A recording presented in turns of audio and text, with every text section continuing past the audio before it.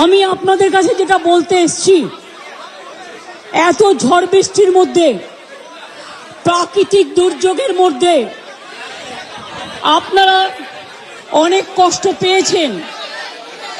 আর কষ্ট না করে যদি আপনারা কাজে ফিরতে চান, আমি আপনাদের প্রতিশ্রুতি দিচ্ছি, আপনাদের ডিমান্ডগুলো আমি কথা বলে সহানুভূতির সাথে আমি স্টাডি করব, আমি অফিসারদের সাথে কথা বলবো।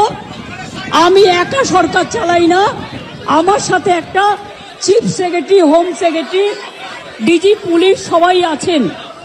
আমি আপনাদের বলতে চাই, আপনাদের ডিমান্ডগুলো আমি ভাববো, আমি চিন্তা করব।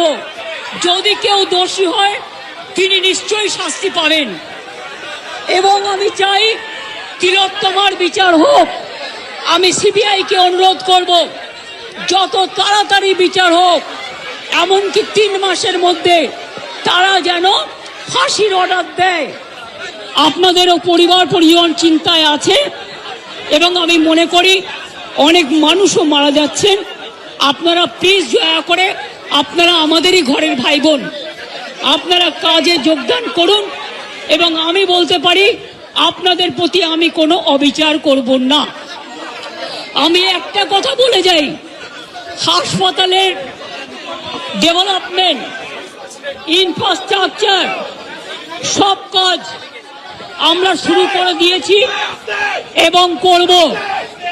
আমি সব হসপিটালের রোগী কল্যাণ সমিতিতে আমি প্রত্যেকটা একদম রাজ্য থেকে শুরু করে সব মেডিকেল কলেজ এবং মাল্টি সুপার হসপিটাল, যত রোগী কল্যাণ সমিতি আছে, আমি প্রিন্সিপালদের চেয়ারম্যান করব, এবং তাতে জুনিয়র ডাক্তারও মেম্বার থাকবে, সিনিয়র ডাক্তারও থাকবে, নার্সও থাকবে, একজন পাবলিক রিপ্রেজেন্টেটিভ থাকবে এবং পুলিশ থাকবে। এই সিদ্ধান্ত আমি নিয়েছি। আপনাদের আরজিকর মেডিকেল কলেজেরও আমি রোগী কল্যাণ সমিতি ভেঙে দিলাম, এবং সব মেডিকেল কলেজের আমি রোগী কল্যাণ সমিতি ভেঙে দিলাম। যদি সত্যি কেউ দোষী হয়, দোষীরা শাস্তি পাবে। দোষীরা কেউ আমার বন্ধু নয়, দোষীরা কেউ আমার শত্রুও নয়। আর আপনারা যারা ভাবছেন কেউ আমার বন্ধু, আমি তাদের চিনি না, আমি তাদের চিনি না, আমি তাদের জানি না, এবং আমাদের সাথে কোনো সম্পর্ক নেই। তারা এসছেন প্রসেসের মাধ্যমে, এই প্রসেস ফাইনাল হয়ে আমার কাছে আসে। আমি আবার আপনাদের কাছে বিনীত অনুরোধ করব যে আপনারা নিজেদের মধ্যে কথা বলুন, কথা বলে সিদ্ধান্ত নিন এবং আপনারা কাজে ফিরুন। আপনারা আমার ভাই বোন, এটুকু জেনে রাখবেন, আপনাদের জন্য সিম্প্যাথি। আমি কোনো অ্যাকশন নেব না। আমি ইউপি পুলিশ নই। ওরা এসমা জারি করেছিল, ওরা 6 মাস মনে রাখবেন স্ট্রাইক র্যালি বন্ধ করে দিয়েছিল। আমি এসব করব না। আপনারা নিশ্চিন্ত থাকুন, কোনো ডাক্তারের বিরুদ্ধে, কারো বিরুদ্ধে কোনো অ্যাকশন নেবার আমি বিরুদ্ধে।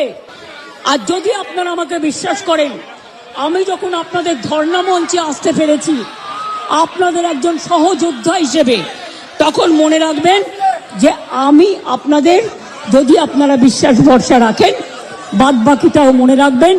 আমি আস্তে আস্তে করে, একদিনে তো সব হয় না, করতেও সময় লাগে, আমাকে একটু সময় দিন, আমি নিশ্চয়ই সাধ্যমতো চেষ্টা করব।